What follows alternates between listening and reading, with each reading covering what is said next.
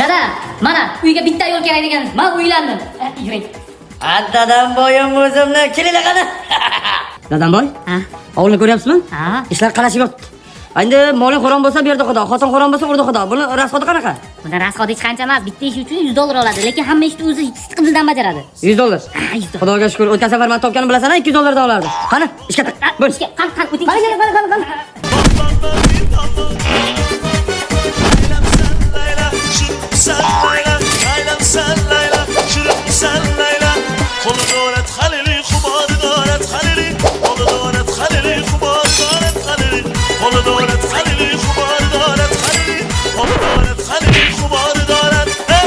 İş çok kemer öyle. Dada, kelimiz hamma ishni qilib bo'ldi. Endi yana bir $100 bersangiz, endi biz dam olsak. Nima? $100? Ha. Abi bütün umurumı yedin mi sen? Ma, abi törmeysen. Bu 4000 ga nima qilaman? Aytadi nima qilasan? Ha. Butun hamma pulimizni u qiz oldimi? Ha? Ha, ana shu 4000 ga nima ish qilsan qil. Keyin qolganiga o qiz aytganini qilasan. Yo'qol ko'zimga ko'rinma.